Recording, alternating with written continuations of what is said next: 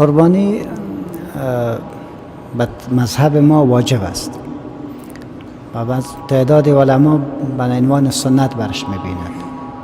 ما به دلایلی که از احادیث رسول ما صلی الله علیه و سلم یا تلویح قرآنی فصلی لربک وانحر با استدلال میکنن که کسی که توان مالی داشته باشد باید قربانی بکند، زیرا پیغمبر میفرماید کسی که توان مالی داشته باشد و قربانی نمی کند فلا یقربن مصلانا، با نماز ما و با نماز عید ما حاضر نشود.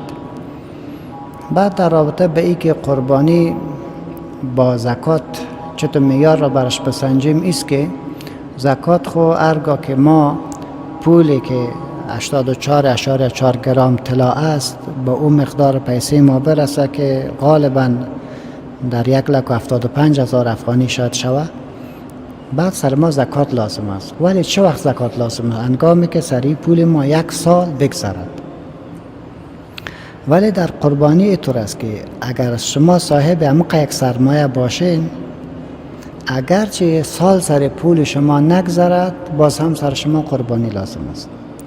فرق دویش است که شما داشته باشین به طور مثال 1 لک روپیه نقد که در این صورت سر شما زکات نیست، ولی بعضی از اجناس در خانه باشد که اضافی است، او برای تو نیست. یعنی به طور مثال تو ضرورت داری به یک موتر اضافی دیگه هم داری، بنابراین در این صورت اگرچه تو زکات نمیدی ولی قربانی سرت است.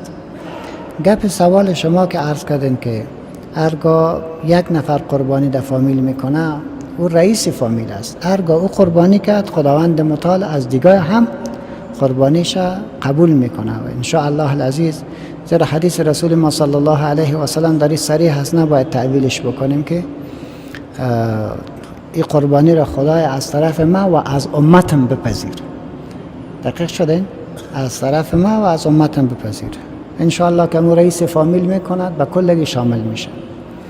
ولی هرگاه یک فامیل توان داشته باشد، صاحب پول باشد، صاحب قدرت باشد، او دیگه سر یک اکتفا نکنه و میتونه یک گاو را بگیرد و همه فامیل خود را برشان مشترک بکند. و جزاکم الله خیر.